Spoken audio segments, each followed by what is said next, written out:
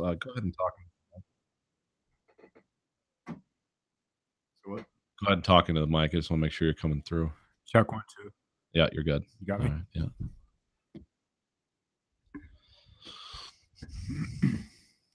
All right, are we gray screen yet?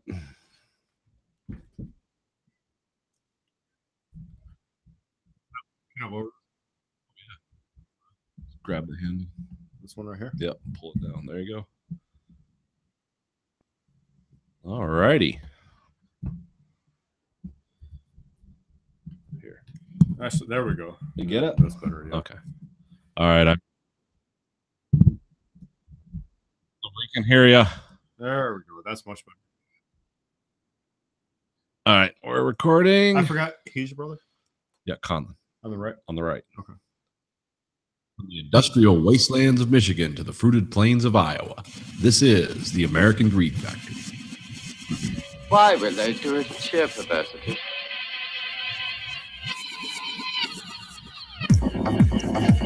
You are the dead. He doesn't look Remain exactly where you are. Make no moves until you are ordered. We burn them to ashes and then burn the ashes. That's our official motto. Now we can see you. Clasp your hands behind your heads. Stand out in the middle of the room. Stand back to back. Who can explain the fascination of fire? What draws us to it, whether we're young or old? Here comes a candle to light you to bed. Here comes a chopper to chop off your head.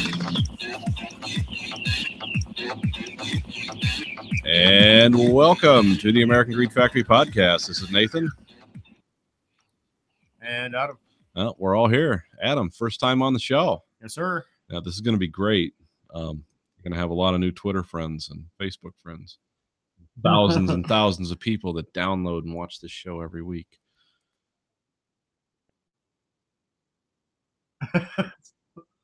They still give away toasters for doing stuff like starting savings accounts and stuff.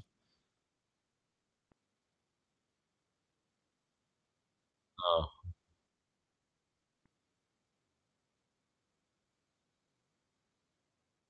Just money for money.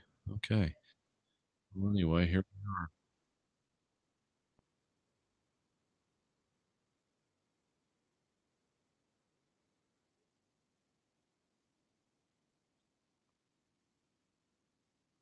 Really?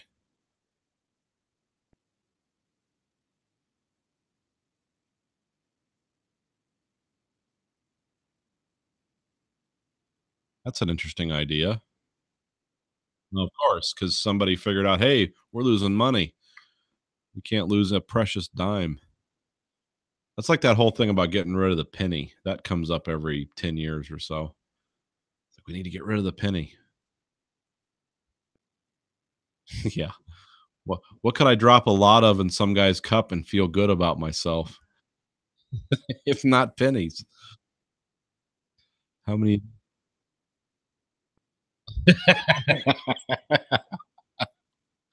Oh, this country's really fallen far when people are ejaculating in the homeless guy's cup. I know. Yeah, on purpose.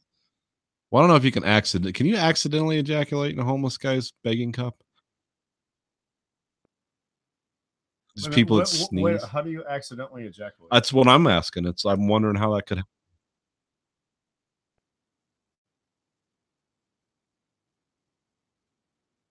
Oh, really? Oh yeah, I heard about this. Yeah. I would like to know more about this. This sounds very. Well, I know they came out with this antidepressant. It didn't make it to America, but it made it to Canada, where whatever part of your brain antidepressants stimulate, it overstimulated this, and people would sneeze and have an orgasm. And when I read about this, I was like, I'm gonna get some of that, a box of pepper, and turn my pants around backwards. Exactly. Because here we go. Right, yeah. I'm gonna go rub my face in the grass right now. I'm not sure. I'm going outside, and I'm just gonna draw it face first into your lawn. It's just like thalidomide, though. We never got the fun. It never made it to America. We kind of have firewalls around drugs here. I don't even know what the drug was called, but you can buy Vegemite here, can't you? I don't know. I wouldn't want to.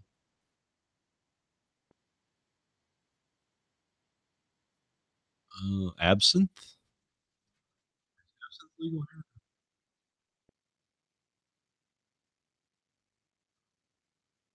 That's illegal here? Poutine is what? Seriously? Yeah, it's probably like super fattening, and they're like, "Oh, Right, we're fat enough." You Just- cannot have gravy fries. The line is drawn right here. Yeah.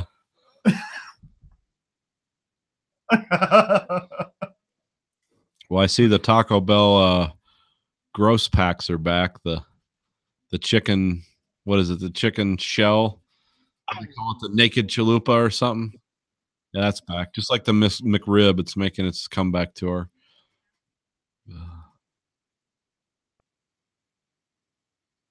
What was the KFC double down again?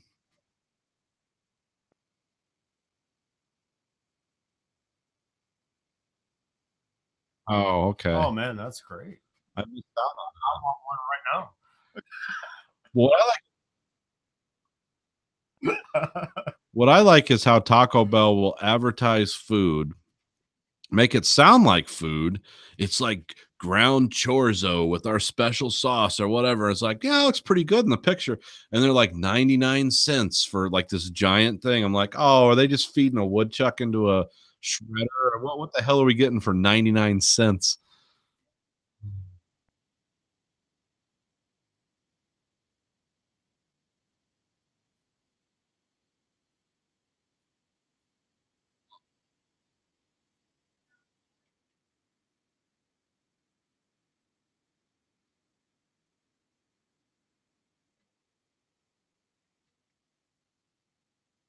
Well, I'm just the low prices make me suspicious. Like when they talk about Pizza Hut has a meat lovers pizza with like pepperoni, sausage, and sagi and all this stuff, and it's like $4. It's like, well, yeah, they're just duct taping a dead squirrel to the. What the hell am I getting here for $4?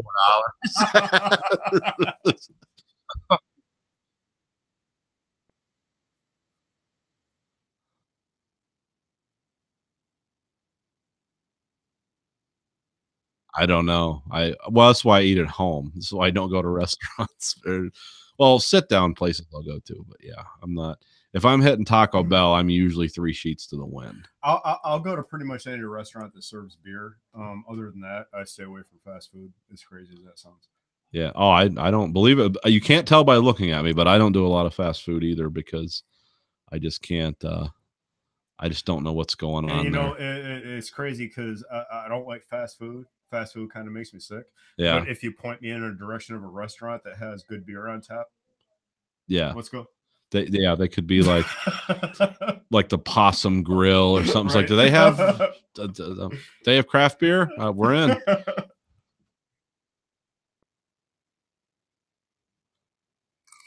Yeah. Well, nobody wants that here.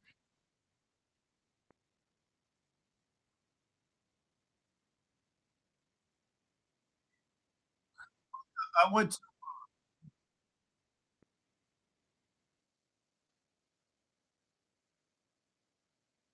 Oh. Yeah, I went to years ago. I went to Cancun, and we had to stop in Mexico City first before we went to uh, Cancun, and we went to a McDonald's there, and they actually had beer on tap at McDonald's.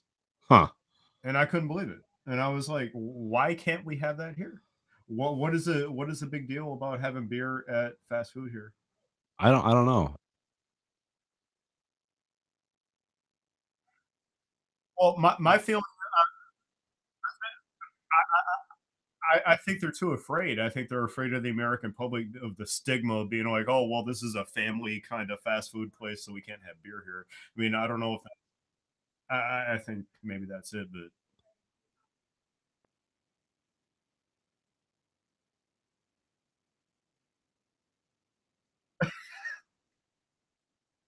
we're talking about Mexico City here. Yeah. They're just happy if the water's running. Right. We got hot and cold here. Yeah, the water you used to strip paint off your house.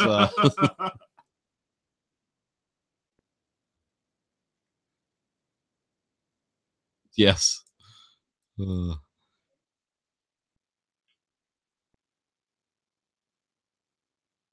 Well, you know that might happen.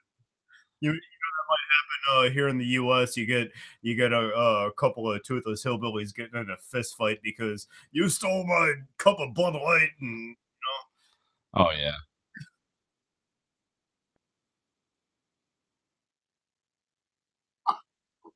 you know the crazy thing about Chuck E. Cheese is my daughter had a birthday there, and they do sell beer, and but they have a 2 beer limit, like attached to your debit card or it's attached to your party, and they know if you've had 2 beers, and so it's only like 12 16-ounce cup of beers, and I went there and I had I only had like 2 cups of beer, and we were there for a while. I wanted another cup of beer, so I just went and grabbed another random patron that was there, and I was like, "Hey man, I'll buy you a beer if you buy me a beer."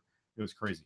So I Just gotta had to get like a runner. right. So I had to literally grab a different person, like this complete stranger. Can you get me a cup of beer? It was nuts. Yeah.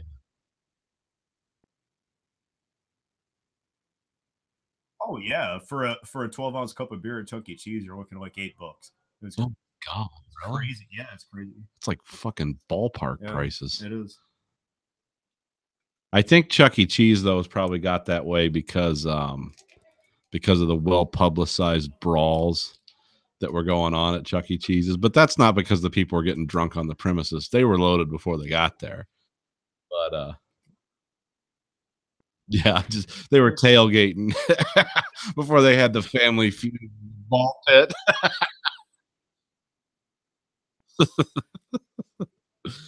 Oh, they're having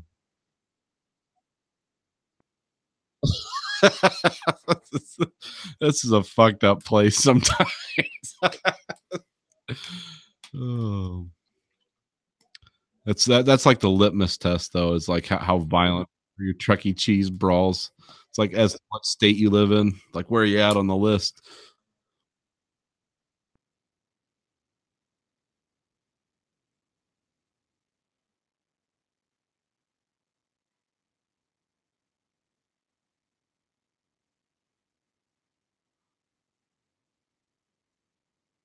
Yeah, everyone was ready to fight for the honor of something.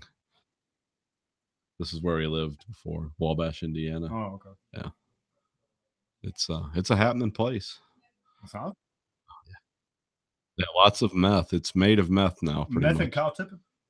I don't even know if there's any cow tipping anymore. I think it's just a lot of strung out, desperate people, a lot of angry people, a lot of Trump supporters. Kind of like the UP in Michigan. Oh yeah, definitely like the UP.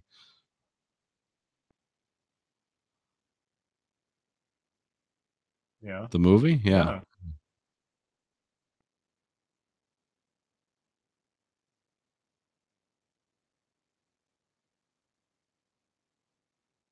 No, this is like a car wash they had at the gas station. Hosing them down with gas. Yeah, that'd be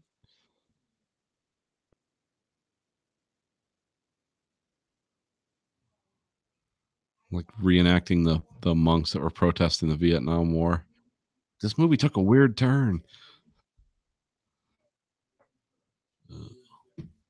No cow tipping though. Not that I know. Maybe. I'm not sure. I don't know anyone who did that. Do you know anyone who cow tipped? No, it's just pretty much been like just like a metaphor. Yeah, for pretty much. Backward places. Yeah, like you live in the sticks. So do you go cow? Yep. Yeah, sex with close blood relatives.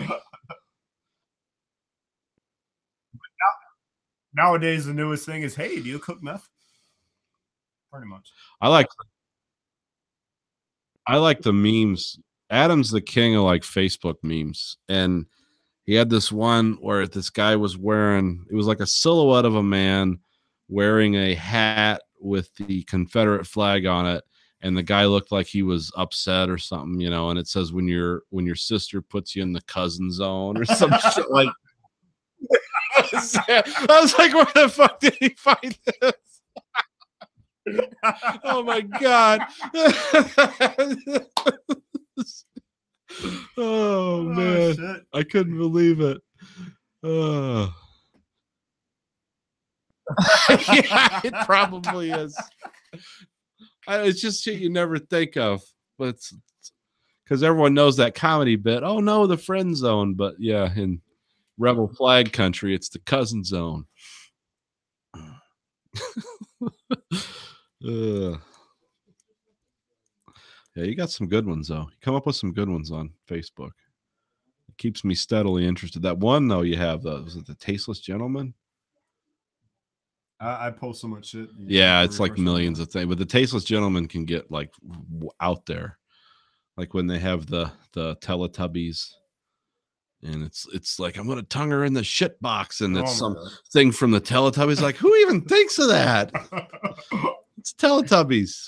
Where's the shit box coming in? Believe it or not, I come across memes that like I wouldn't even post. Like I come across random shit that I'm just like, no, I can't even do this. Yeah, it's like my mom. That's like way too. It's like my mom's on my Facebook. I can't put this up. It's like Twin Fists of Glory. It's like, no, that one's not going on Facebook. It's like my wife. She told me here about my wife actually unfriended me on Facebook because I'm too raw. And that's nice. She told me, she was like, she says, I need you to have a more family friendly Facebook page. And so you're like, what, challenge accepted? Right. Okay, exactly, yeah. Exactly. I'm like, I'm not gonna be censored, you know. And so from that point on, I just started posting more raunchy shit. And she was like, I'm unfriending you. I'm like, oh well, sorry. Yeah. I guess that's where we draw the line. But Facebook is a great place to meet people and talk about things rationally. I really enjoy Facebook for that. It's my outlet for idiot shit. It really is. I enjoy like the sane political discussion. That's what it's like when I really want a well-rounded, like I'm going to get the real deal here. I go to Facebook. It's like, no. Fuck.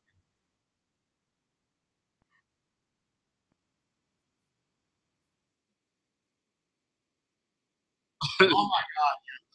It's terrible. It's so, the amount of ignorance and misinformation that is not only spread but believed on Facebook is unbelievable.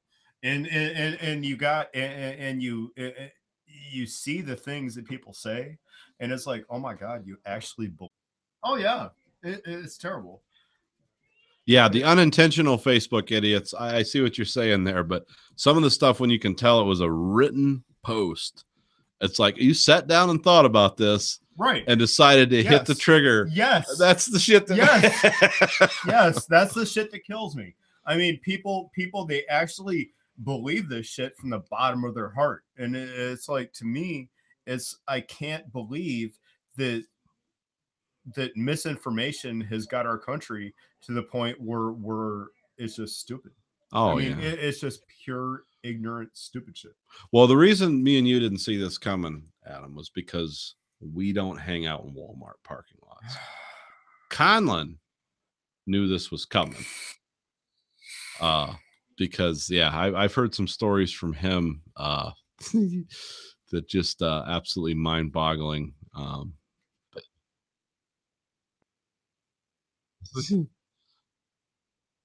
yeah, that's your rock bottom.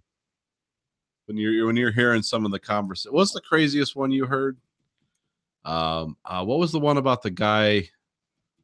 Oh shit! No, we're gonna remember part of a story, and it's not gonna make it. Well, I know there was the one about the guy who was he put a bunch of shit in his truck, and he was basically like mad. He just went on this racist tirade about his broken weed eater, and he was putting shit in his truck, and he was talking to you as a complete stranger, but saying, I can't remember what it was, but it was a guy with a broken weed eater. That's the one I remember.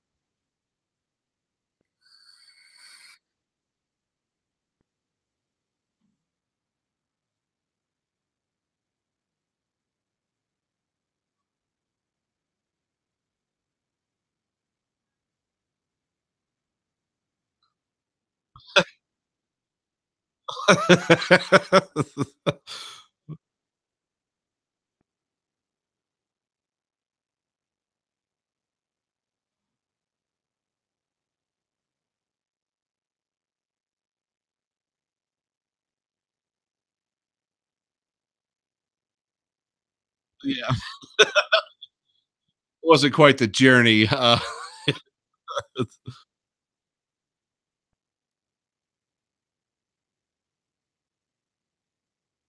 Well, it did, but yeah.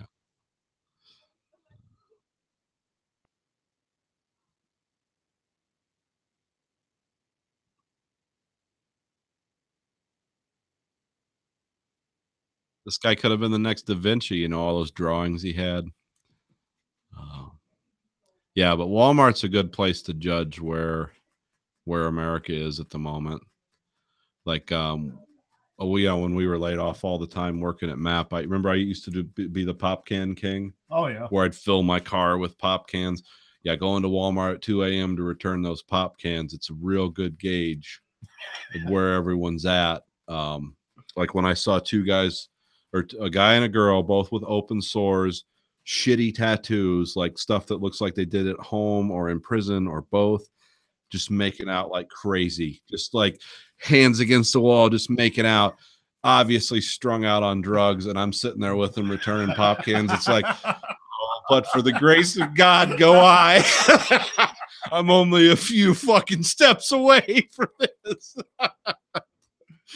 Oh, yeah. Walmart at 24-hour Walmarts around here at 2 a.m. can be pretty exciting, especially when when people see you pushing a bunch of pop cans in, they don't know your story, but they can kind of write in the margins it's not good. And it's like, maybe he's interested in the same shit I am. Let's go talk to him. And I'm like, no, it's really not that fucked up. It's not yet. Give me a few years.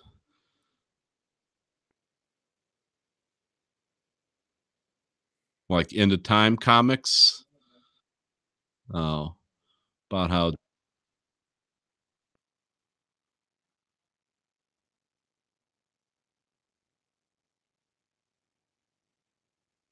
Oh, that's good. That's Isn't that the basis of Jehovah's Witnesses?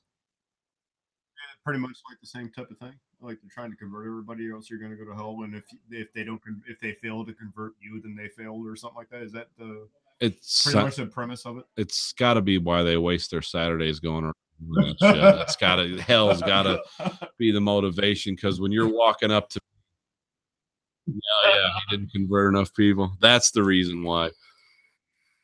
Yeah.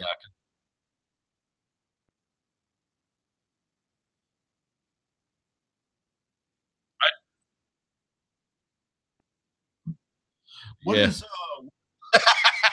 Yeah, I like that. The Jehovah's Witness becomes Glengarry. This bitch converted 600 people. She gets a new Cadillac. You know what you guys get? A set of steak knives and eternal damnation.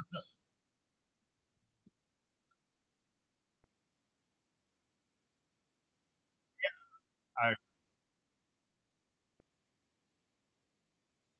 what what is your feeling on religion, or how the Bible describes it?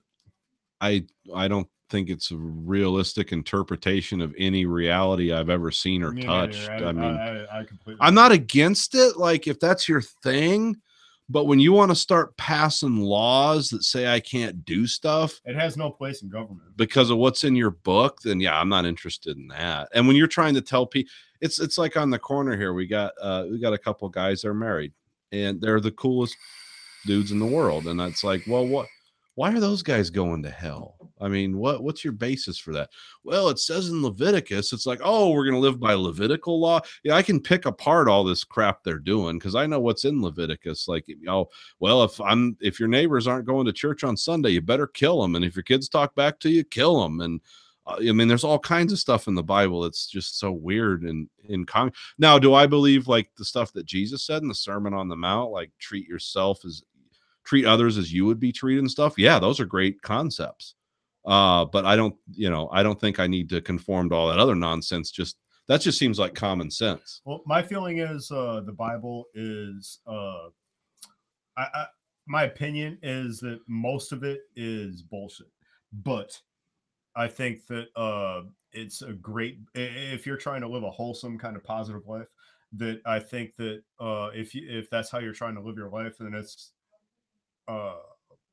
a good thing for you to live by if you're trying to be positive and an upstanding citizen or whatever. But at the same time, I think that you shouldn't take it for the gospel, no pun intended. Well, I mean, if I think that it's mostly just blowing the smoke up your ass. I mean, if you want some insight into what it's like to be a human being in the Iron Age and the struggles that those people faced and the struggles that people face in their own heart, and like there's a lot of stuff in the Bible, and then there's the writings of Thomas Aquinas. There's cool religious stuff you can read. It's like, oh yeah, this gives me great insight.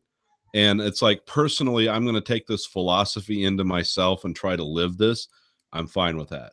However, when you want to become the Spanish Inquisition and externalize that philosophy just to control people and just to fuck with people, I don't have any interest in what you're selling here. And and if you're going to be a total blown out the ass hypocrite and then tell me I'm not living right, it's like, whoa, sure. Wait a minute, what the fuck are you talking about here? Exactly. I think George Carlin, he said it best when he said, "Keep thy religion to thyself." Yeah. That I think the world. I think the world would, I mean, if you look at the places in the world where religion plays a huge part in how you're governed, no one wants to live in those fucking places. No one does. Which is weird, like about America, because we're not there yet, but there's people that want to bring us closer. And it's like, no, there's a case history here how this doesn't fucking work. I mean, you go to any country in the Middle East except Israel, and they're a fucking mess. They're ruled by kings. They're chopping heads off. Women are second-class citizens. You wouldn't want to live there. You wouldn't want your children to live there. So yeah, that's when it gets weird when guys come along like, oh, we should live by the book. It's like, no, I don't think we should. Actually, I think it's pretty fucked up when you try to do that, because it's always corrupt. If it was an individual thing and there wasn't an organization around it, it's like, oh, cool, that guy's a Christian or that guy's a Buddhist or he's a Muslim, but there's no group there telling him like, kill the infidels, hate the gay people. If you're just living individually, I don't think people would come up with those ideas. Right. But when it becomes a fucking Ponzi scheme or a kind of psychotic Amway that ends in planes flying into buildings, I don't think religion's a good thing. But a lot of people seem to think it's a great thing, and they seem to think they want to tell you how to live, and that's when it gets weird. No, thank you. Yeah. I'm not buying it. I'm not either. I'm literally buying it, and that's a good point. Yeah. Where a lot of people, they'll give 10% of their income to church, and that's crazy to me. Why would you do that? I mean, church. Oh, yeah, that's their law, and I'm sure it is, and that's great.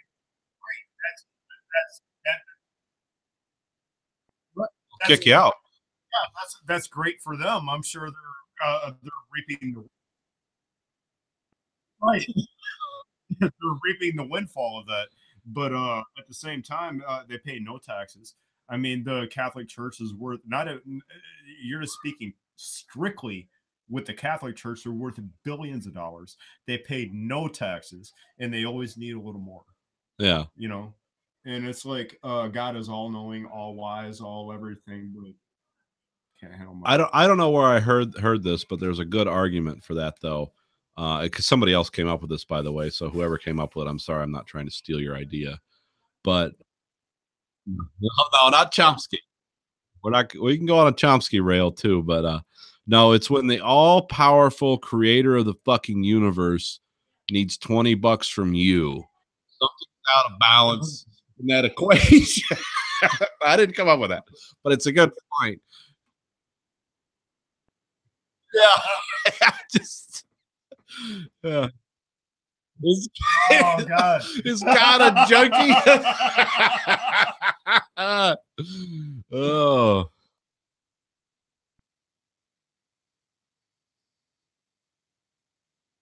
Yeah. Which book are we talking about here? The Road?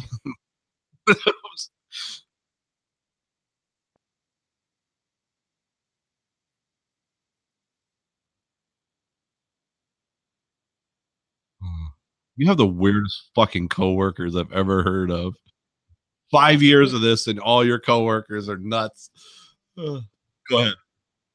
Yeah, I know.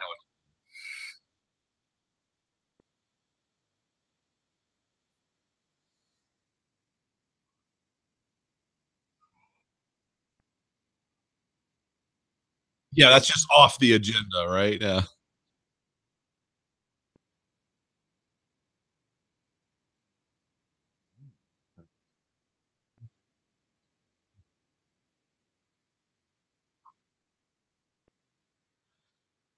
Yeah, because that's what Jesus did when he went and amongst the lepers and the prostitutes and stuff. It's like, no, that never happened. It's like they read some Bible where Jesus mingled at the country club and made business connections. It's like you're fucking paying attention to your own goddamn book.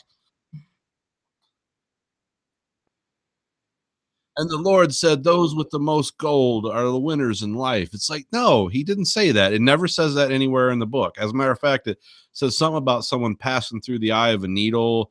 It's like it's easier for a camel than a rich man or some shit like that. And it's like, oh, okay, well, that's a pretty uh yeah, that makes perfect sense, as a matter of fact.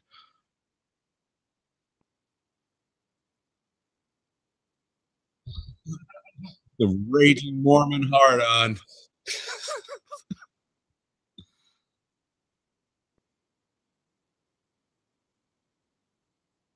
Oh, why do they just want everything to fall, all their infrastructure to fail? Is that the goal?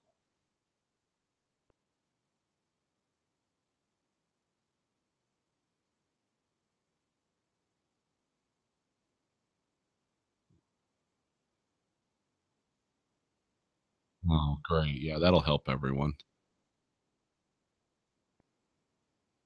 Well, how much infrastructure is there in Iowa, though? A lot of I'm roads. just talking shit. No. I'm sorry. Actually, you have you have almost as many roads in Texas as you do in Iowa because you have to access the farm fields for the corn farming. Go ahead.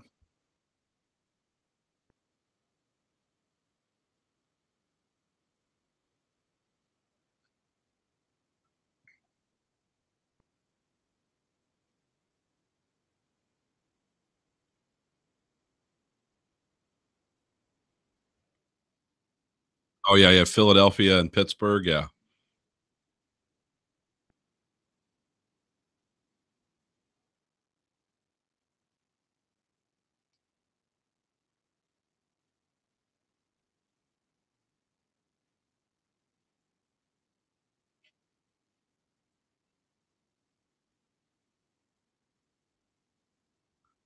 Yeah, where they live is like Ann Arbor because it's right near the University of Iowa. Oh, okay. So the part of Iowa they live in is like they got hipster bars and people riding bicycles around Oh, town. so they have a nice like downtown area. Oh yeah, beautiful. Kind of hipsterish. Absolutely. Well, yeah, it's got wiped out. The floods wiped it out and they rebuilt it. But yeah, but basically, it's a bunch of guys with beards, Hipsterish and a lot of yuppies. And, Yeah. Yeah. Okay. Well, it's a lot of college. Like I said, it's just like downtown Ann Arbor. But then you go 20 miles west of that, and it's like, oh, let's play that Devendra Barnhart song from The Hills Have Eyes. It's where the fuck are we? There's people shooting deer out of pickups and stuff. So it's weird. It's like Michigan. If you Michigan, the further north you go, the dumber it gets, and Iowa, the further west you go, the dumber it gets. I always said that, man, because I've been to the UP many times, the Upper Peninsula, and I always said the farther north you go in Michigan, it's like the farther south you are in the U.S. Oh yeah, yeah, it's weird For up sure. there. Yeah. I just in my motorcycle rides, up north and stuff. And then like the hotel I went and stayed at where the lady cleaning the rooms was like, you guys are going to have to wait. It's like, why? What's going on? They had a swinger convention here. We want to change all the linens. I was like, wait, did you just tell me that? Are you fucking serious? No, I asked the lady, I was like, are you fucking with me right now? I remember years ago, my uncle, he lives up in Houghton in the UP, which No, like go like this. Let everyone know. all right, so here's the UP of Michigan, and like here's like this is the farthest north you can go right here. Okay. This is like Copper Harbor. So you're in the Arctic And Circle. so yeah, basically. But Houghton is like right here. And this is how far north it is, like in the middle of nowhere, totally middle of nowhere. And so basically you're in redneck country. And he was talking about this is a small little town outside of Houghton. It's called Mohawk. And there's a population 20, basically. Cool. And there's this little hole in the wall bar there, right? and he got this new girlfriend, and he was like, "Yeah, I've been dating her about 6 months. Um, I'm thinking about taking her to the bar." And I'm like, "What do you mean you're thinking about taking her to the bar?" And he says, Is this like the debutante ball? Right, right. Fucking Houghton. well, the thing is, they're very distrusting of outsiders. You know? Oh, And so he was like, "I've been dating her about 6 months, and I'm kind of thinking about taking her to the bar to see if they like her." And I'm like, "Why don't you just take her?" And he says, "Well, they don't trust people they don't know there. And what's the worst that could happen? Well, they could kick both of our asses." And I'm like, "Are you serious? You're gonna take an unidentified? What if like somebody off the highway stopped and they wanted to like wet their throat? They needed a beer or something." And he was like, "Well, they might never be heard from again." And I'm like, "Are you kidding me?" and you Because live this in a is- place. What is this, fucking Afghanistan? What the fuck are you doing here?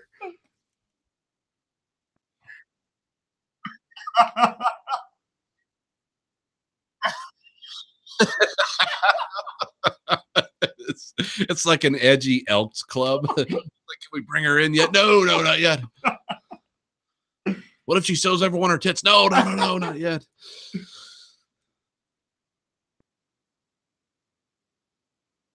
Well, you know what the biggest source of income in northern Michigan is, don't you? There's like three things: Lumber, prisons. lumber, prisons, and dying on the Edmund Fitzgerald. That's what you got. Oh, no, that's in the thumb.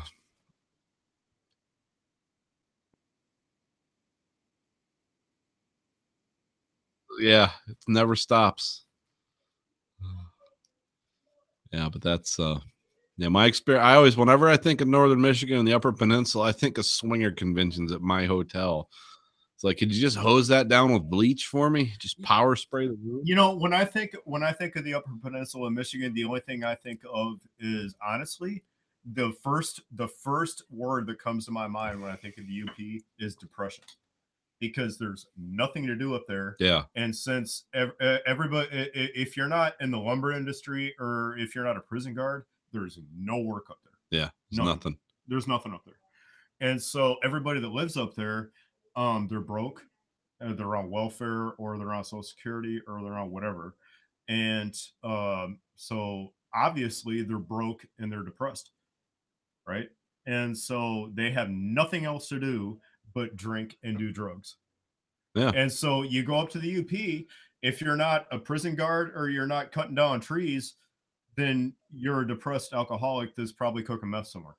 I mean, it sounds harsh, but I mean that's basically what it is up in the UP, and it's kind of That's the impression. I mean, when I was in Baldwin, yeah, it's like every place. This is the Midwest we're talking about now.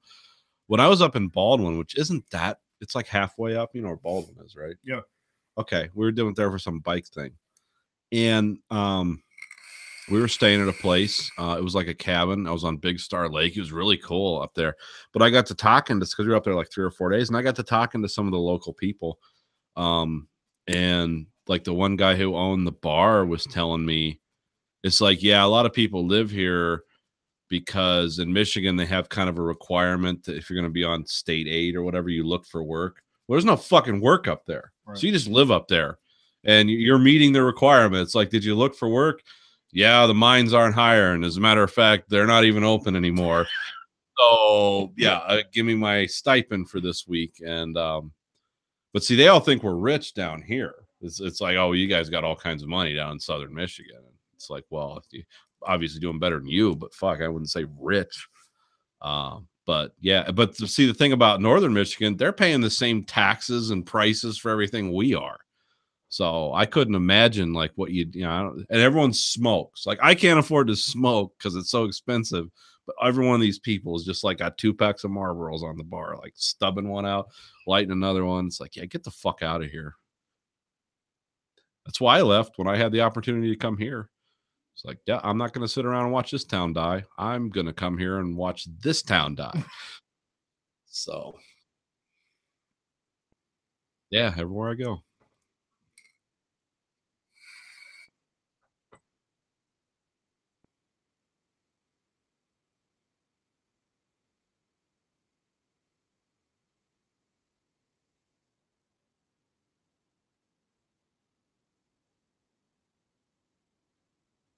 Yeah.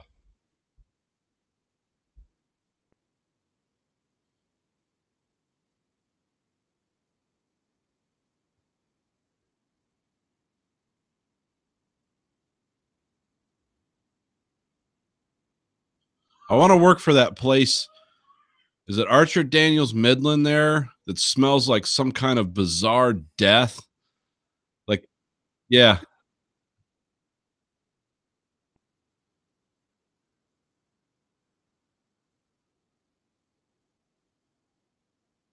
Now, Quaker Oats smells nice. Yeah.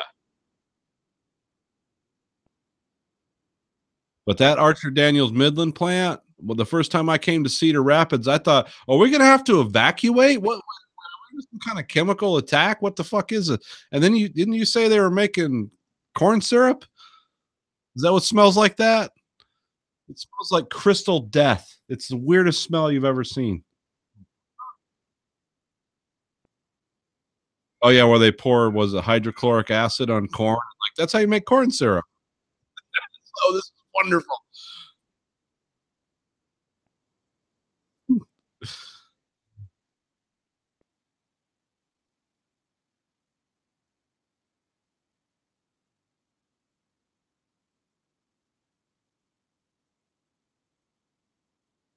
And you make Barilla pasta. That all comes from there, right?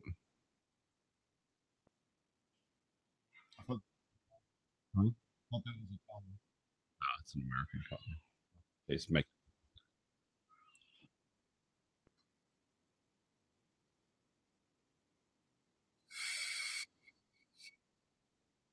Blow it on the screen so everyone can see it. Okay. Hey, Adam's gonna do something cool. Watch this magic. Do you want me to give you a good one? Like a big. Yeah, just do it. Do it to it. Yeah, we're gonna. There we go. This is vaping, America. Tastes good. Yeah. 0.15 ohm. Yeah. This is futuristic smoking here. Actually, it cost me about $60 a week as opposed to, or $60 a month as opposed to $60 a week. Yeah, I mean that's cool. I never really got it, but it is.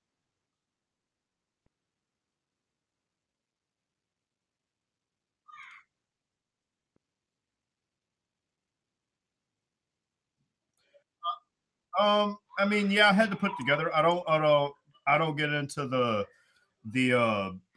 fancy kind of building that some other guys do. I generally I can, yeah, you can get into the fancy rig building if you want. I don't get into that, but basically I just put fluid on his smoke. Look at, I mean, it's got a display screen and everything on it. Yeah, I got a nice fancy LED display screen.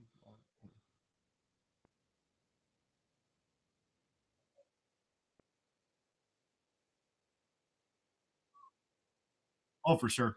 Yeah. Yeah, absolutely, it is. It is. It's. I mean, I'm vaping right now, and I'm not even vaping. So.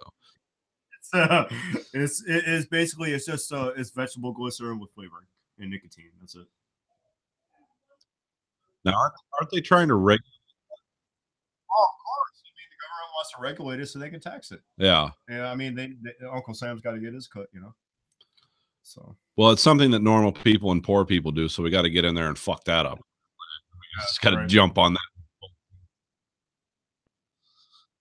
Right. Yeah. Yeah.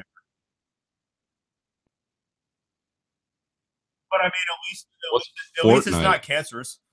Oh, I don't know. That's.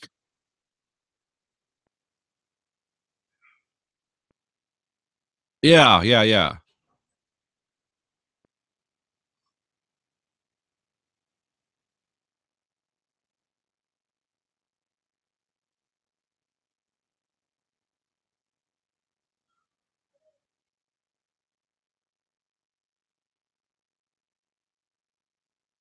Oh, okay.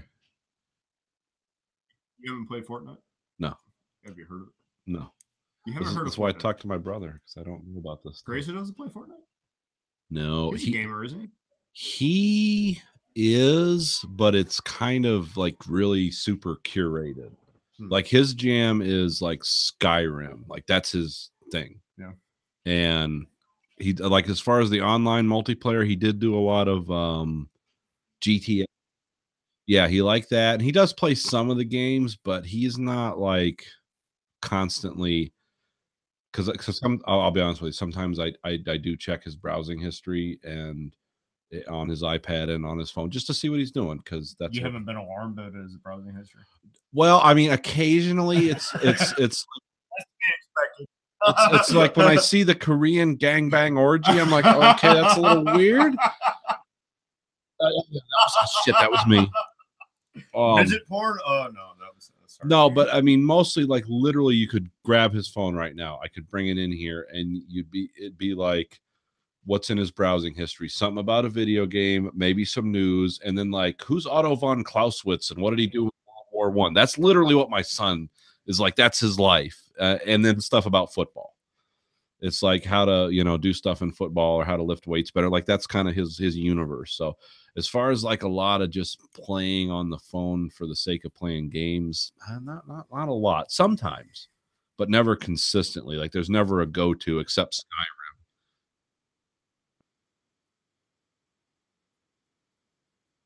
Skyrim. Yeah.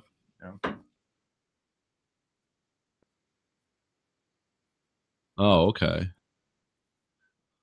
Well, in today's school climate, nothing wrong with that. Is there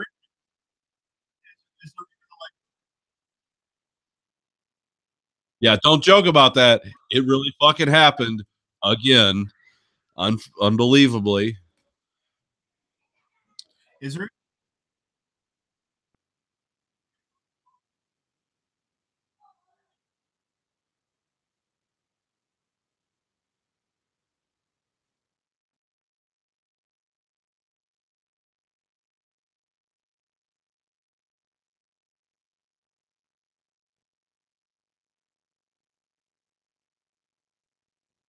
Oh, for like trigger locks and stuff? Oh, okay.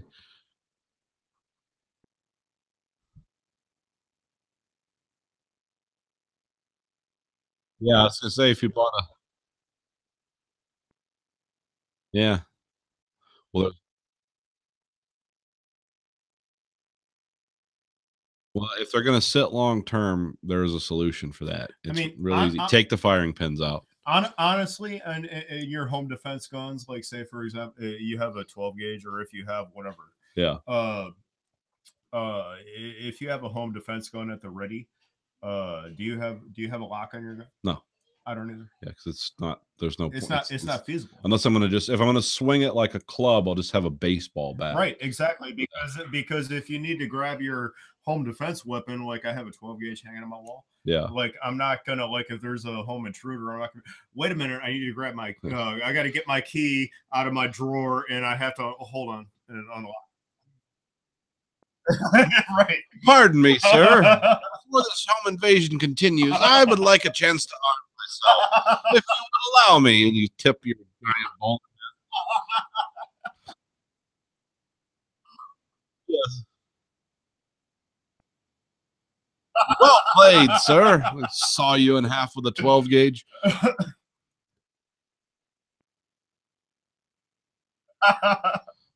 Yeah.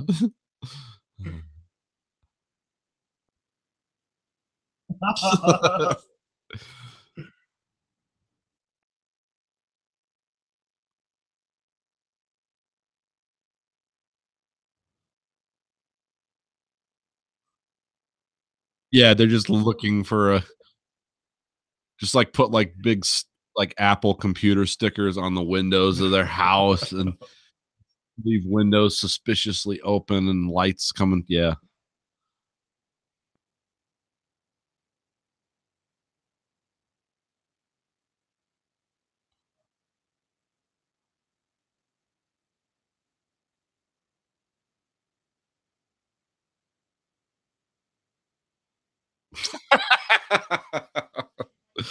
Oh, yeah, terrific.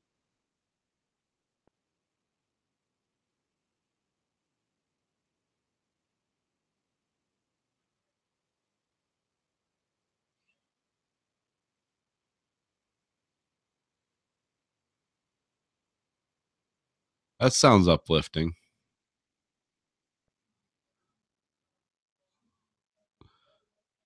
Yeah, home invasion fantasies.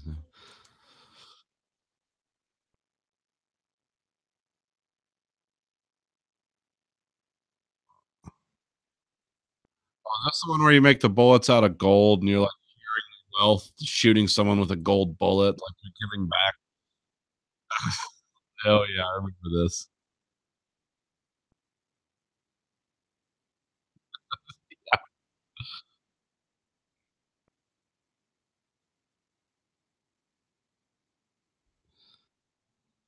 Just tax and spend. Boom. Oh, I don't even know. Oh, gun locks for your guns. How counterintuitive it is.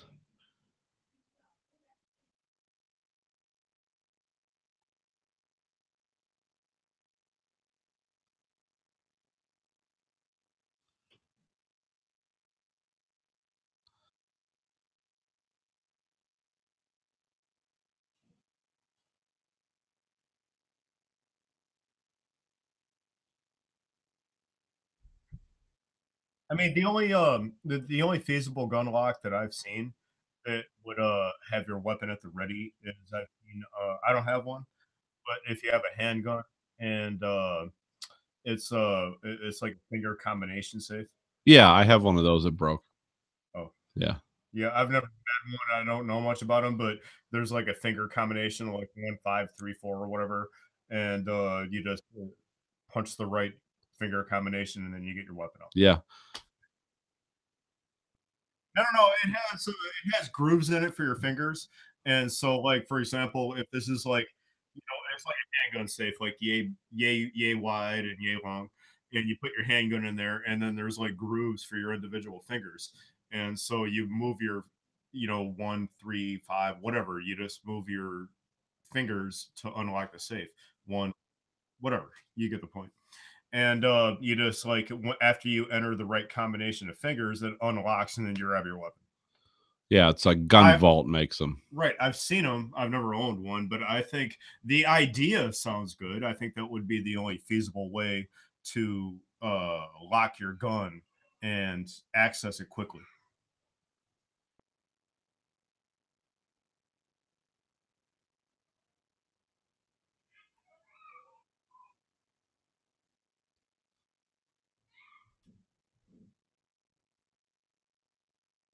No, we're just gonna wait we're gonna hold our breath. There we go. That was about 25 seconds. Let's get another thing.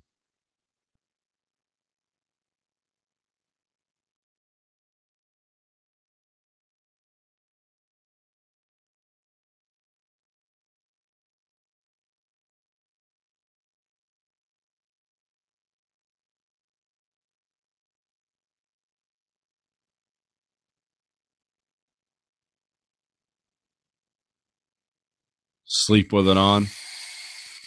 Cocked and locked. Oh yeah. Blow your foot off.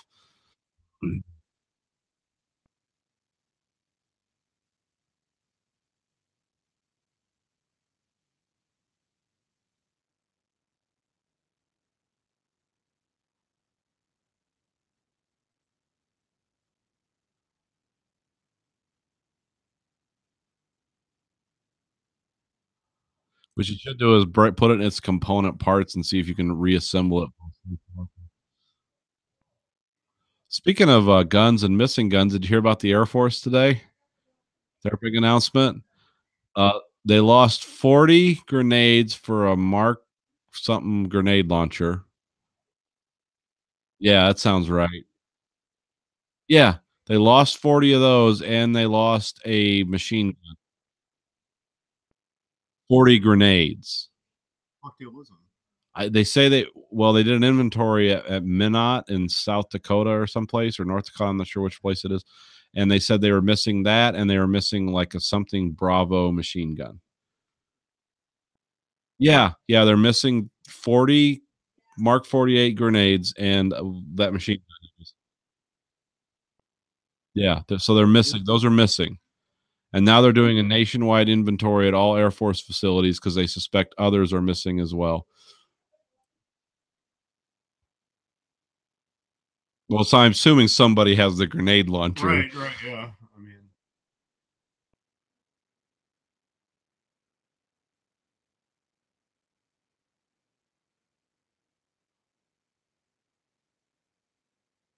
Yeah. Something you want just floating around. I mean, theoretically, I think you probably take the grenade itself and make some type of bomb out of it. Probably. I mean, you could put it in like a pressure cooker and make some kind of bomb out of it. I mean, some kind of cheap homemade terrorist bomb, I would think. Yeah. Oh no, but I'm sure some kind of IED. Right, yeah, some kind of IED could set off the rest of the grenade, I would think.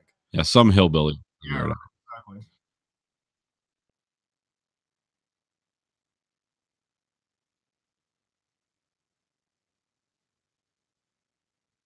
Oh. Well, I bet some kind of hillbilly explosive device with some gunpowder could probably, you know. Right. Yeah.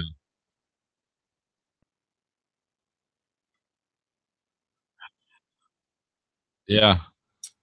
Yeah, I heard that was missing today, and they're doing an inventory, and they suspect others are missing now because they think I don't know what they think. Suspicion is there's some kind of ring that's been stealing military grade weapons for a while, which is like this is always good to hear. Yeah, they got a guard. Well, this is for guarding the nuclear silos or whatever. Yeah, so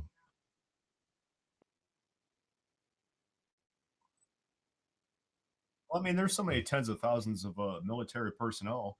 The government with how screwed. I mean, anybody that has. I mean, the military is basically employees. I mean, we love to honor our military personnel, but at the same time, they're basically employees. And anybody with tens of thousands of employees, uh, their inventory is not going to be. It's like us working at Ford. You know, I never take stuff from Ford. right. How well do they keep track of their gloves, or how well do they keep track of anything? And if you're a large Completed employer, assembled vehicles. right? Yeah. If you're a large employer, how well do you keep track of anything? Yeah. And they're just now, oh well, we're missing some grenades. That does not surprise me. Yeah. Well,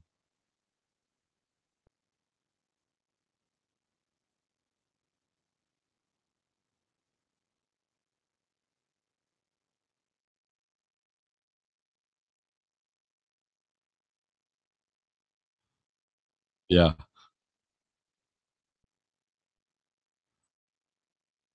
Yeah, I'm not getting the full story here, but what it sounds like from what I just read in the news blurb and then read on the internet was these things were reported as falling off a truck and being damaged.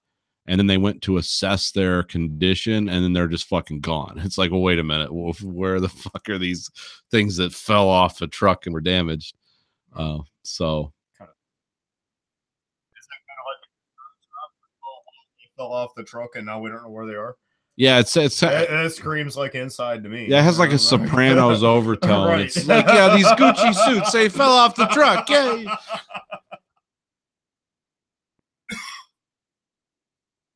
Well, they're gonna find whoever stole that shit though, and they're gonna go to prison for the rest of their lives. So hope it's worth it.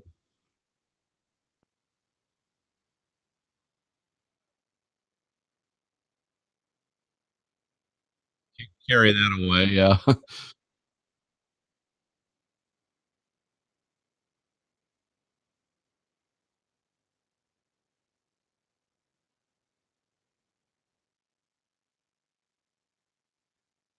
Now Colin's actually fired this stuff, so he knows what. Yeah. It is a fully automatic grenade launcher, which sounds like something they would have in Halo. That's like, oh, that's a real weapon. Okay. Thump, thump, thump. God damn, they really do that. Okay. But yeah, that was interesting. I mean, well, the Air Force also misplaced nuclear weapons 4 years ago, so maybe this isn't that surprising. It's like, what'd you lose? Some grenades, some kind of machine gun, and a 40 kiloton warhead. Oh, okay. I remember reading a story a little while ago that we're actually still missing a couple of nuclear weapons in the swamps in North Carolina. There was some about 40, 50 years ago, there was a B-52 that accidentally released without arming, released a couple of nuclear weapons on accident over the Greensboro incident over North Carolina. Yeah, I mean, and they never found them. And somewhere in North Carolina, in the swamps of North Carolina, there's still a couple of nuclear warheads that are. Oh, I thought they recovered those. No. Huh. No. Well, that's good to know. Not according to what I read, but somewhere in the swamps of North Carolina, there are a couple of nuclear warheads buried. Fucking glowing hillbillies worshiping them. Well, I'm just waiting for some kind of gator or something to stumble upon it and try to bite it, and then everybody's fucked because there's a nuclear explosion. I don't know. Yeah, it's very hard for those to go off accidentally. Because if the lenses don't detonate precisely, it'll blow a bunch of radioactive material around, but it won't go. Well, yeah, I mean, after 40 or 50 years, the detonating mechanism is going to degrade, but at the same time, you're still going to have some kind of release of a dirty bomb effect.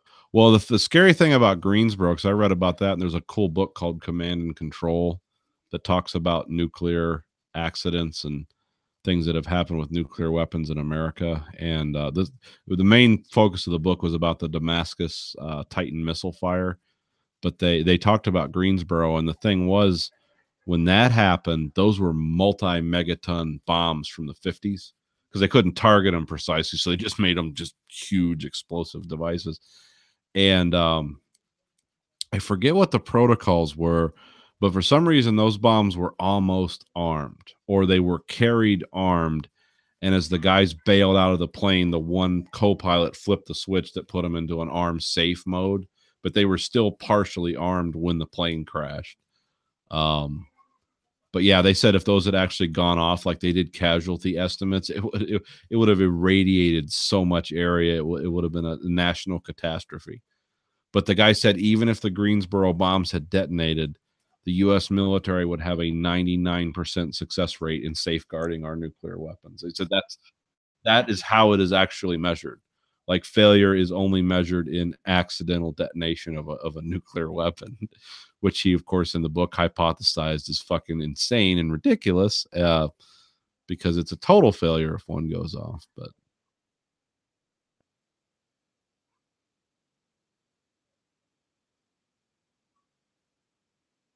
yeah. Exactly. Yeah, it's how you massage the numbers, make it look good.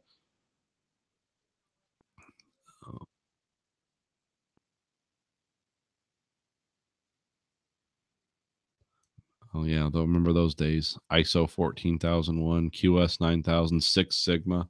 Where did all that good stuff go? They do that at Ford anymore? SQDCME, is it? Oh yeah, that's right. Squid Me. Yeah, that's the new one. Oh. FPS. Yeah, Ford Production System. Yep. Exactly. Kind of. Yeah.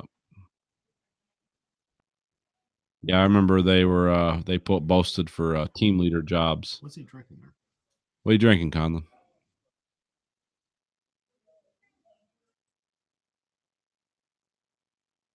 Oh, okay. Oh, that's pretty boring.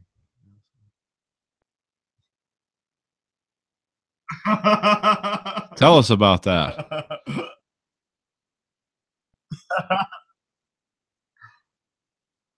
Okay.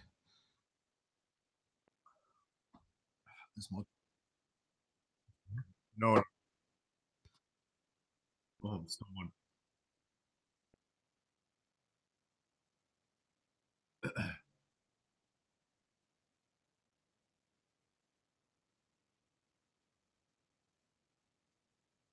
Huh. And how is that different from a Yeti?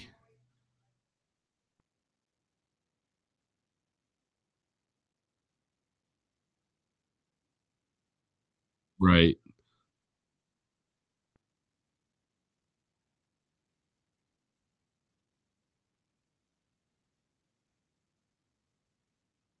How much was that? Oh, that's cool.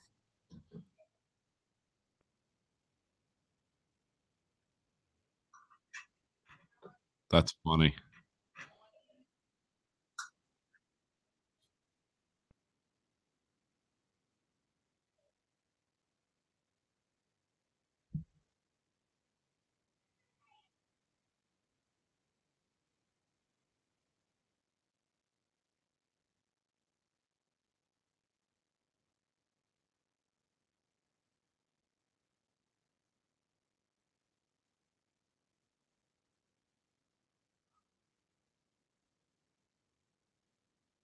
I'm surprised they didn't come up with a special warning. Like, warning, cooler is not to be used as shelter during bear attack by toddler. If adults can fit in there, fine.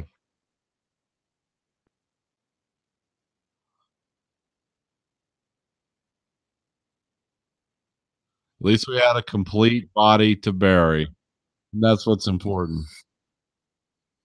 Yeah, we didn't need to pay for it.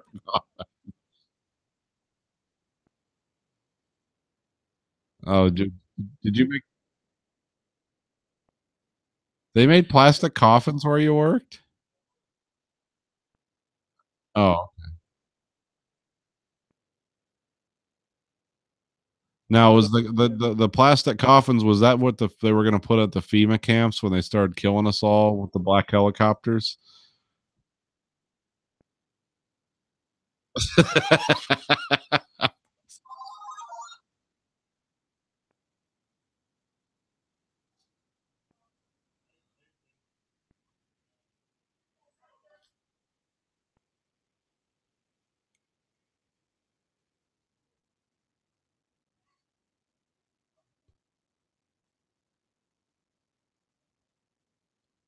I'm into hydraulic tanks.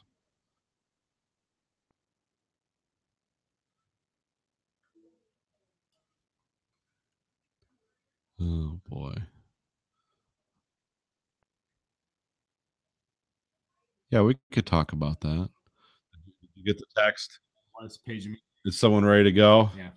All right. Why don't you guys talk amongst yourselves for like 5 minutes? Because I got to piss like a treed tiger. I do too. And then we'll come back and talk about La Samurai. But just keep it rolling. I'll be right back. Nice meeting y'all. Oh, yeah.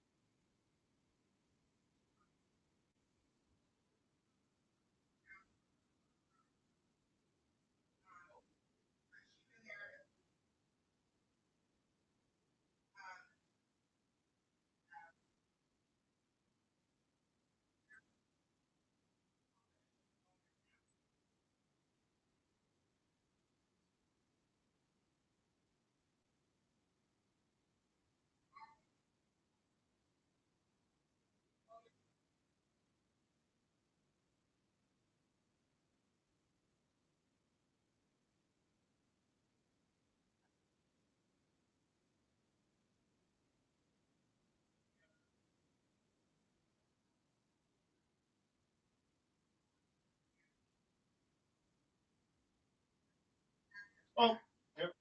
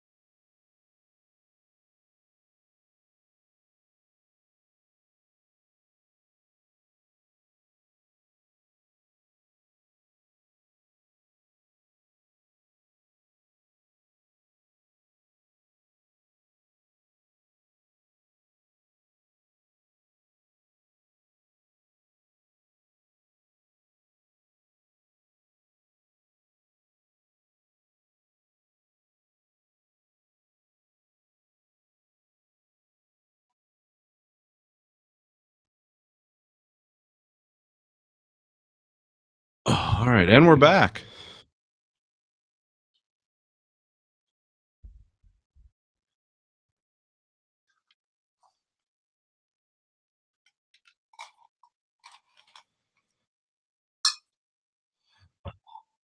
Yeah, I'm not holding up to broadcast standards here, I know, but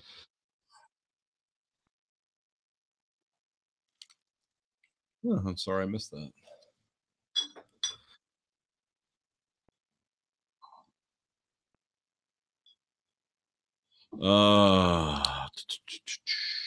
Miss Pac-Man?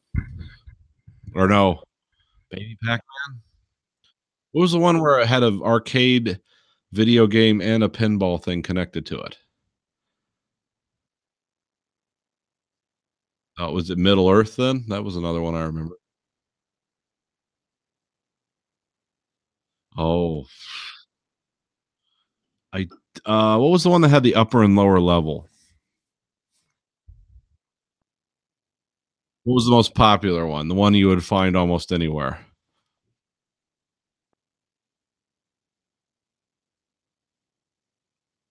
Oh, okay. Never heard of it. Yeah.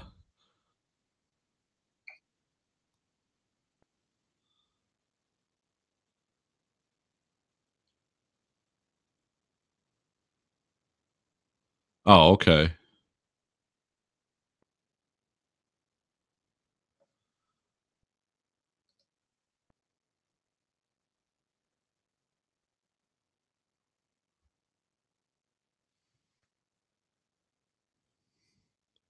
I remember the one I was the most successful at was one called Middle Earth. That's literally what it was called. It kind of looked like the cover. Yeah, well, I mean, it had a picture of a wizard on it with light shooting out of his fingers, but no, there was no Tolkien tie-in. At least they didn't have the licensing for it. But it was oh, how would you describe it? I think it was an upper lower one, I believe. But I remember the way it was set up, like it didn't fire the ball back at you at a million miles an hour. So you could pretty easily keep the ball going for a long time.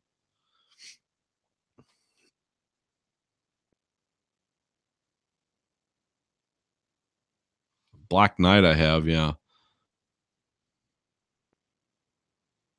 yeah. Always like those upper stages.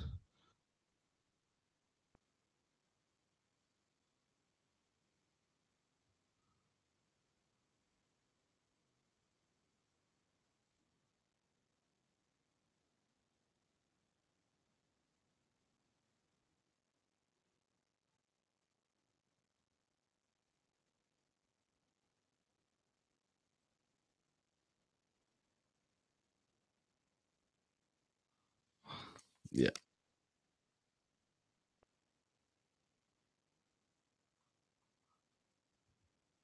yeah. I like how some of the later ones had a whole, narrative to it, and um, I don't know if Middle Earth did that or if it just had the weird techno soundtrack. I'm not sure. Oh, that was probably. Let me look it up. But I would say I encountered it in the 80s, early 90s.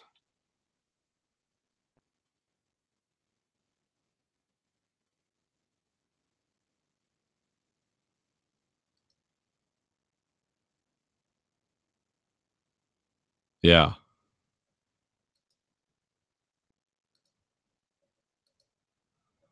Yeah, I'm trying to figure out because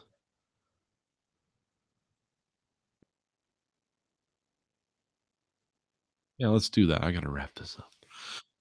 And that was a movie I actually watched today at about noon for the first time, and I thought it was a pretty cool movie.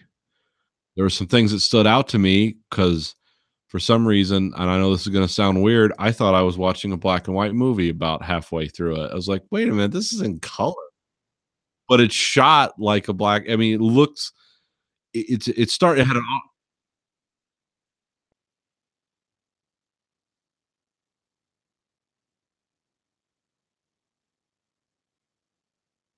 okay. Because when it started off, it's just a guy laying in his crappy apartment, no furnishings, and a Finch just smoking a cigarette, and and then he jumps into he steals those weird Citron cars they make. I like how he has all the keys.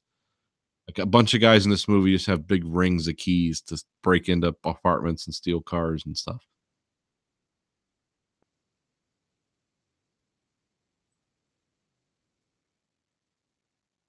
It was a very French car. It's a car that's kind of an iconic French car because it does things that no other car, because it had like an airbag suspension.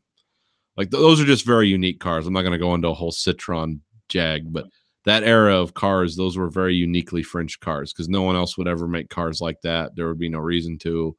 But the French loved them and they were cool for, they're very iconically French. I think that's why they chose the car because you didn't see that car anywhere else except when he stole it. I think he just stole the one.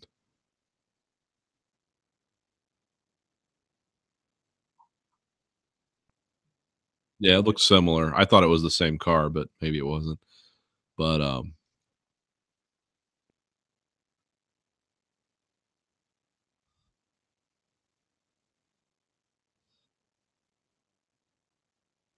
oh, that's right. Yeah.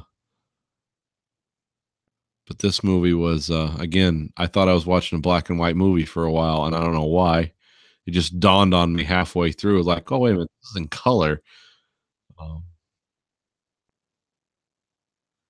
yeah. No, it just I forget when I realized it was in color. I think it was when they had the fight on the bridge.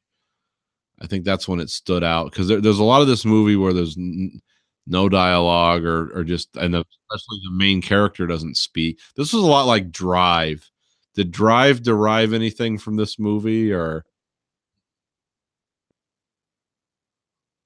Oh, okay.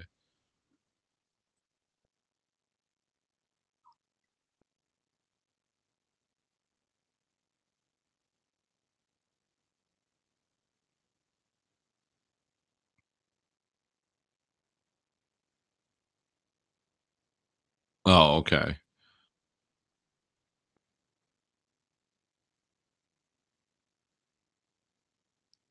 Oh, the one with Forrest Whitaker?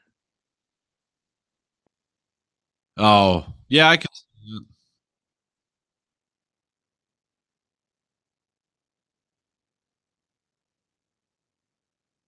I've seen that movie because I remember that movie's, like, kind of weird and meandering where strange things happen, and then he gets back into the action, and then, like, he's laughing with a clown, or there's all kinds of weird stuff that went on in Ghost Dog.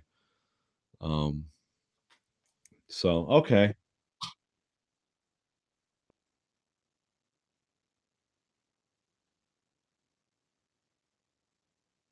Yeah, it is sorta cool. I remember the bird coming to rest on the end of his silenced rifle. It kinda looks at it and smiles like, "Ah, it's kinda cool. I'm getting ready to shoot this guy, but bird landed on my silencer." 'Cause Forrest Whitaker had a very weird character in that movie, where he's kinda like this sorta happy guy who kills people. Um, but yeah, this is, so yeah, I just thought a lot about Drive in this, mainly because of the main character, Jeff Costello is a, such a one. Hmm?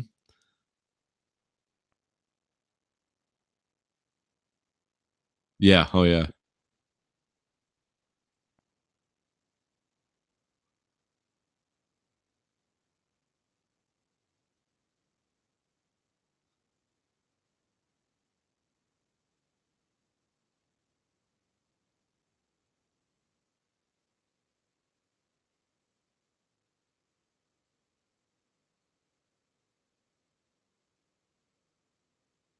And what they really mean is hooker, but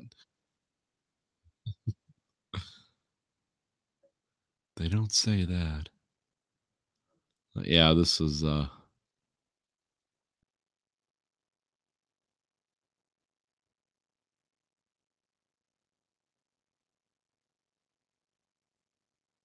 yeah, Jean-Pierre Melville.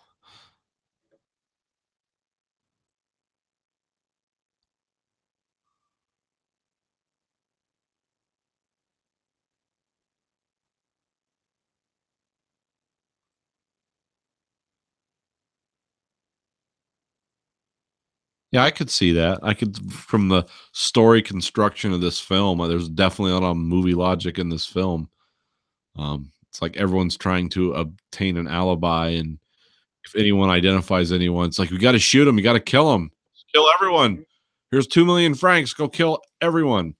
And when you're the police, you have unlimited resources to gather all the men in Paris who look like one guy and then spend, I don't know, 24 continuous hours interrogating 400 people. Uh, but I think that was done more as kind of an artsy thing than something that would really happen.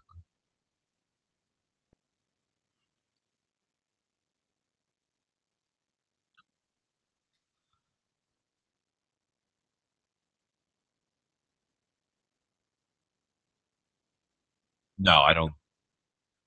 I think it was all done for effect.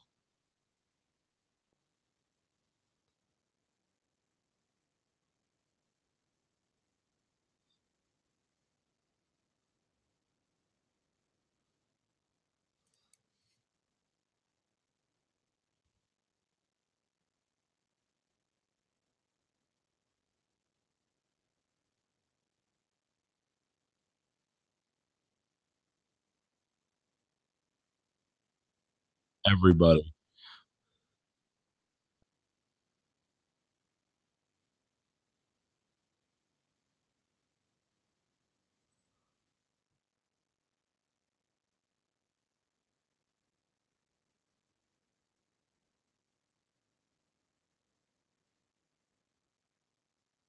No, they had a lot of sets in this movie because this is one of those movies where the sets burned down halfway through the production, and they had that happens all the time.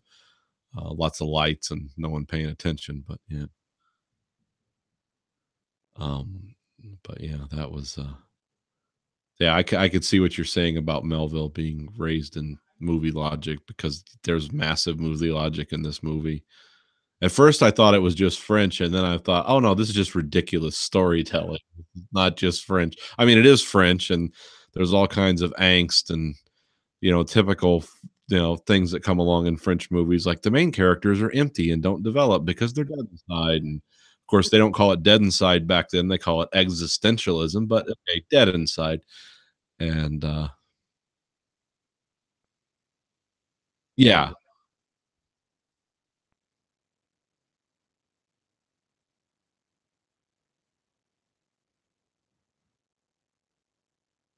And if he's a good guy or not, and kind of in the end, he's like, "No, he's not. Just a killer. He's just a cold." They found a great actor to look like a cold-blooded killer, but, uh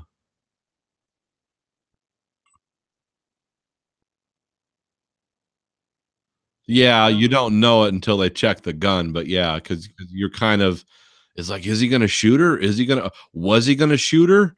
And then they check the gun, it's like, "Oh, I guess he wasn't," but you don't really know until they flip open the, gun.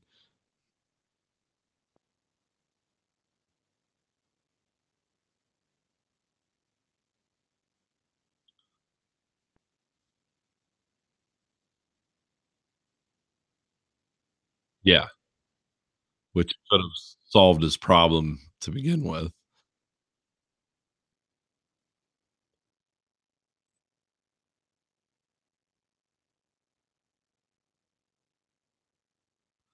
Yeah, that's why I was thinking towards the end because I honestly didn't know if he was gonna kill her or not. Because I figured he was like towards the end, I was thinking, "Oh, is he like a No Country for Old Men, like Anton Chigurh character? Like, I live by my code, I must kill her." Maybe we can't flip a coin, but we weren't doing that back then. But yeah, no. So it was sort of weird. Again, closer to Drive than No Country for Old Men in that aspect, but worth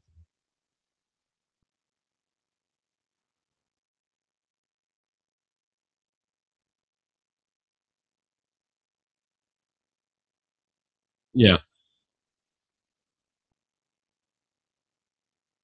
He could have grabbed any one of those guys' hat and coat and been a different color, but it's like, "No, I'm gonna wear the exact same clothes that I had."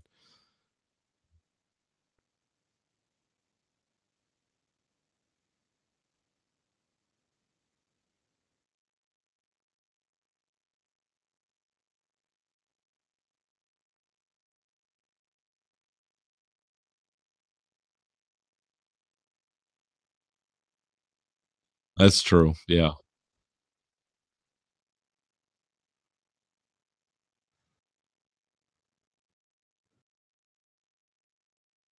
That's essentially what I understand her to be, unless there's some French thing that, like, no one else understands.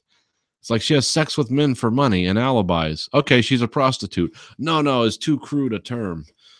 It's like, yeah, and so that's what I got.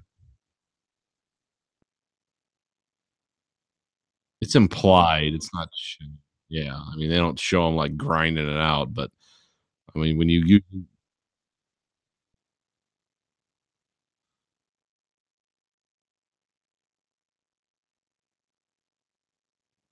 well, yeah, that's maybe that could have maybe he didn't, but I always because she did have that thing about I like you the most because you need me, and it's like, oh, that sounds kind of nice, but it's like, no, you need me to bear witness, so when you commit your murders, you don't go to prison. But I love how like eyesight alibis are like rock solid in this world because you have the entire Metro Paris police force after you, but like, well, Hooker says I was there, so let me go scot free. Yeah. Well, yeah,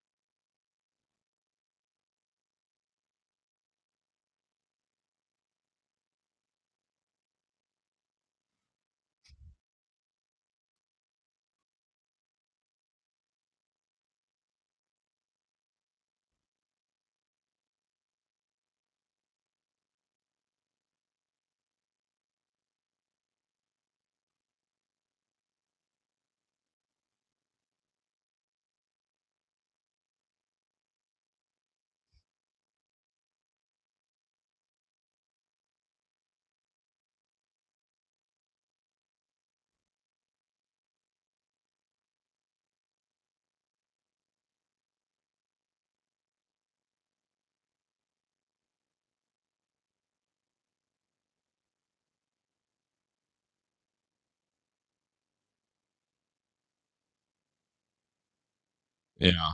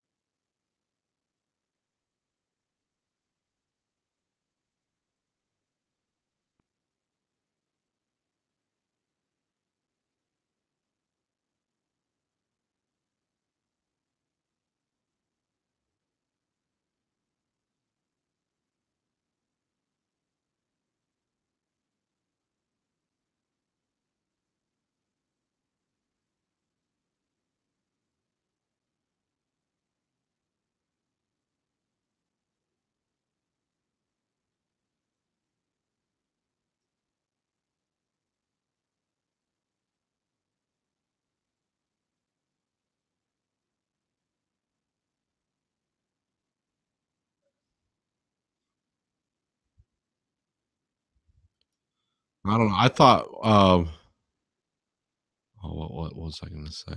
Well, I thought it was because the curtain was closed in the wrong direction, but it could have been. Oh, okay.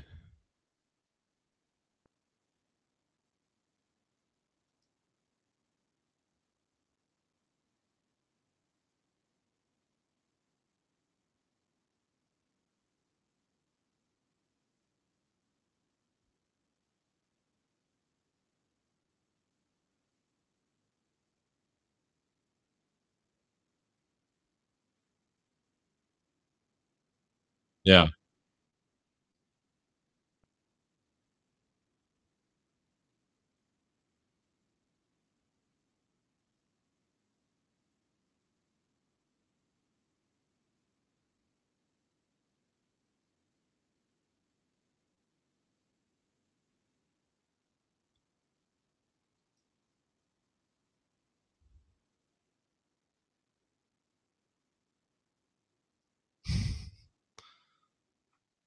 Yeah, you gotta love that.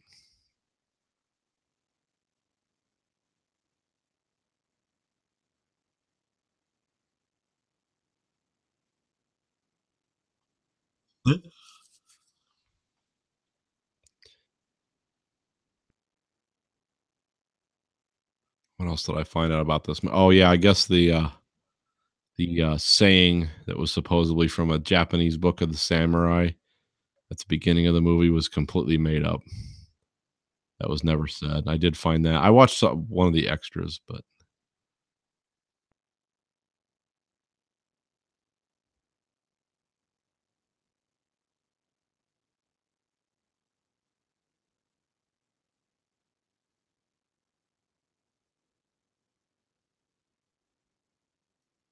oh, it was a great looking movie. It was a beautiful looking movie. It makes France look like a place you wanna live. Like, this is cool. No, well, it did, but it looked like a friendship. Yeah, his apartment was kind of his sadness because other people had really nice stuff. For some reason, he chose to live that way.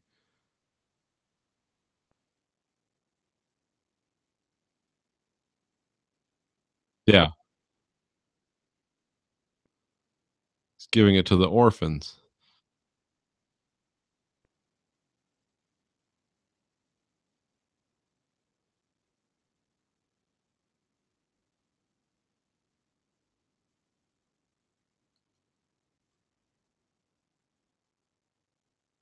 But, yeah, overall, it was a really good movie, or a beautiful looking movie.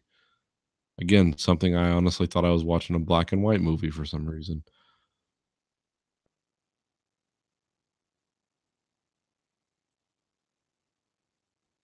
I mean, you can definitely tell, like, why people who like movies and direct movies make it, like, why they watch.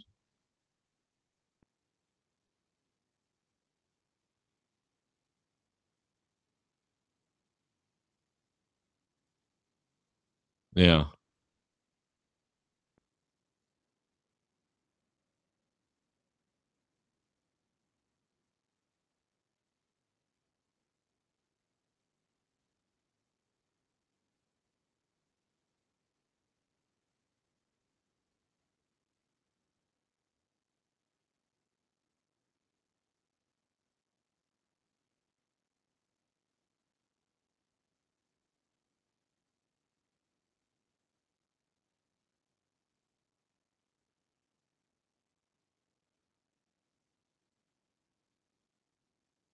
yeah,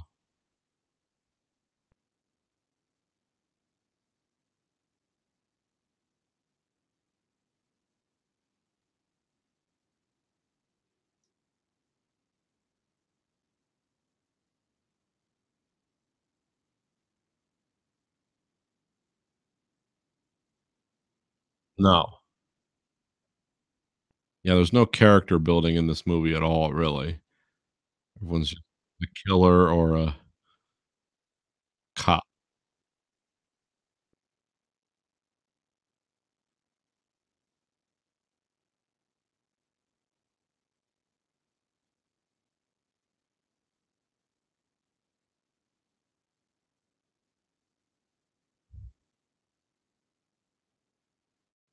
So he was kind of living it, huh?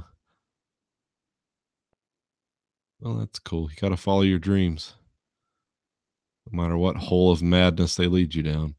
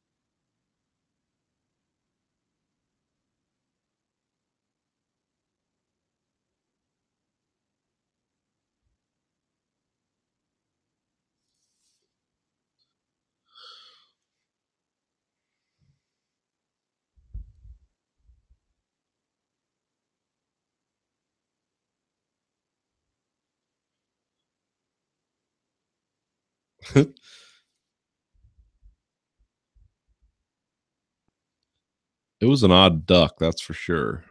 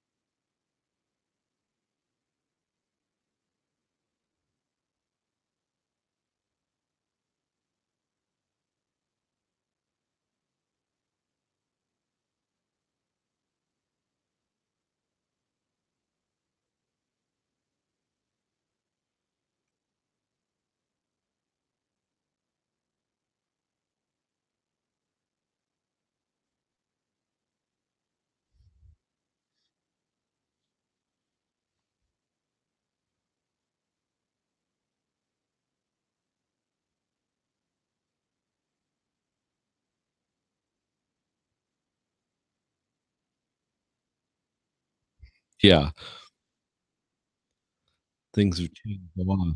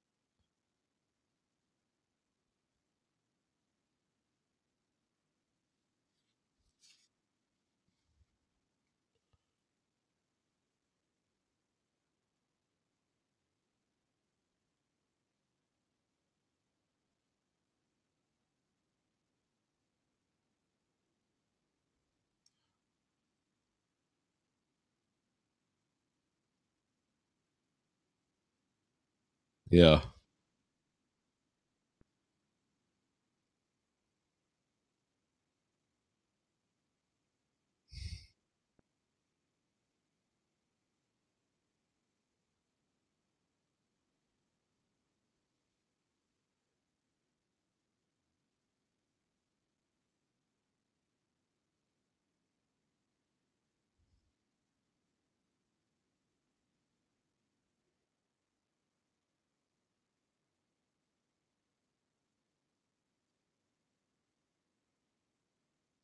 What's his blood type?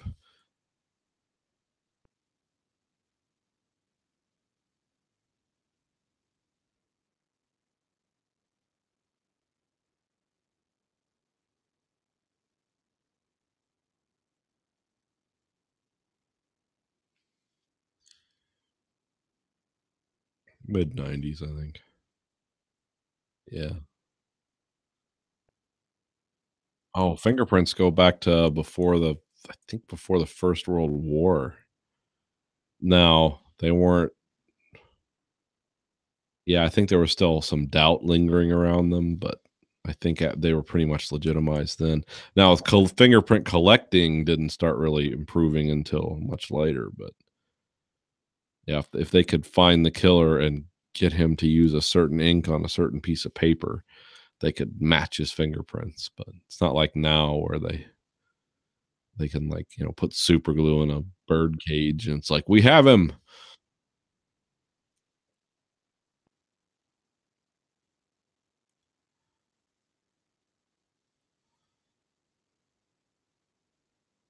Oh,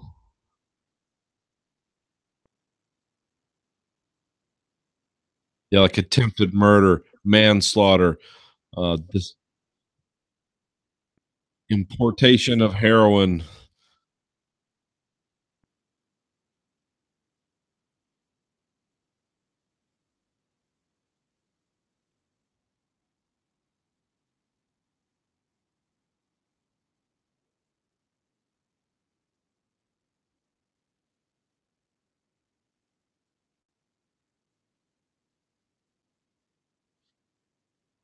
Yeah.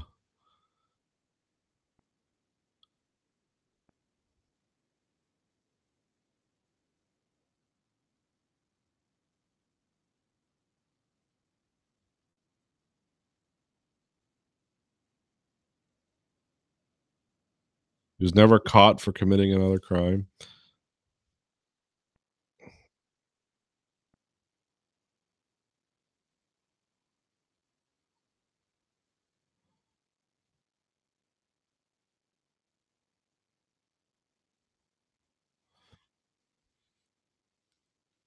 No, he's still alive. The guy who killed more people than anyone in history in a mass shooting. Yeah. Yeah, he'll be out in 30 years. Oh, their prisons up there are like where we'd go on vacation. Like they have nice prisons, pools, yoga.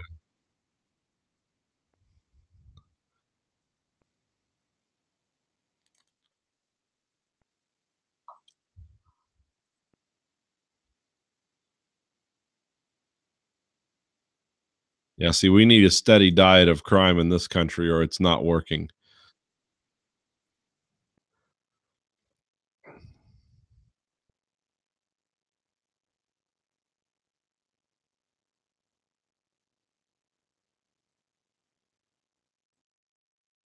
Oh, remember the guy in Canada that decapitated the guy on the bus with a knife? He's out. Let him out after about 2 years. Cut a guy's head off with a small, like a pocket knife, which I mean, that's working. I don't even know how you get through the spine without breaking your knife. And it's like, well, he had an emotional event. He's got treatment now. He's better. He's out. It's like, oh, okay. I would slaughter everyone. If that was my family member, I would start at the prosecutor and just work my way up. It's like, well, if he gets out for this, then I get to murder you, your entire family, and everyone you know. Yeah. So I killed 29 people by dunking them in acid alive. Yeah. trying to recreate the film The Blob in a 55-gallon drum.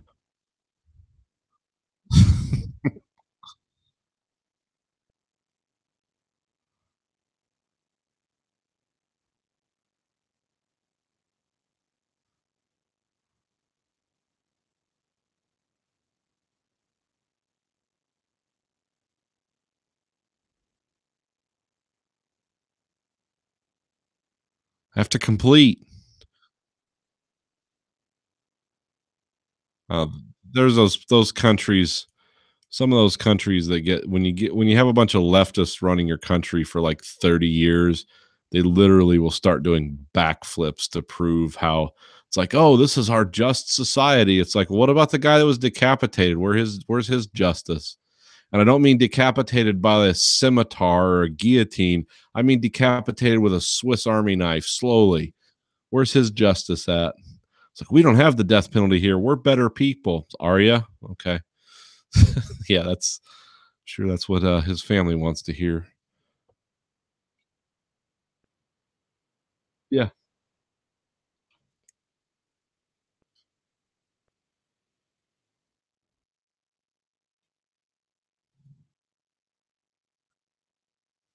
When he killed the lady, the reporter. Yeah.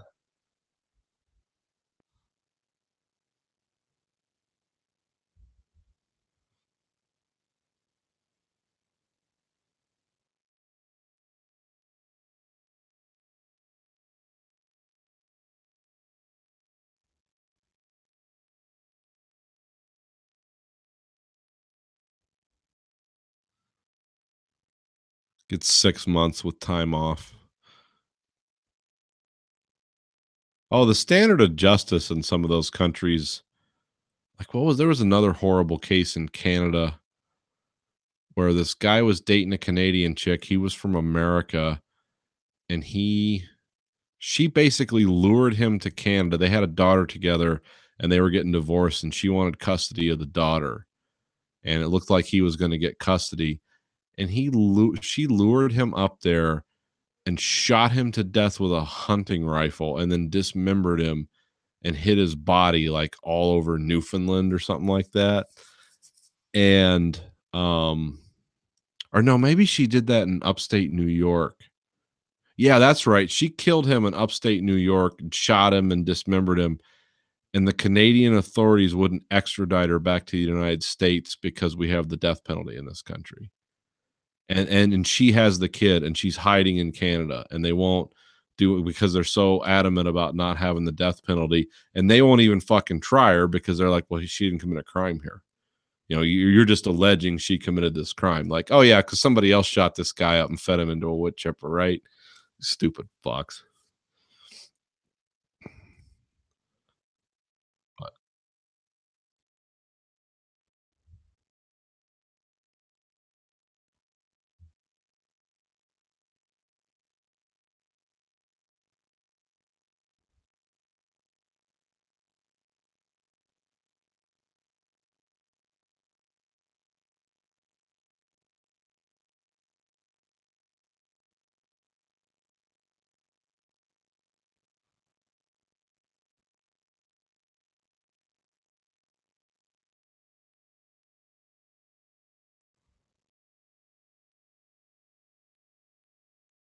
yeah,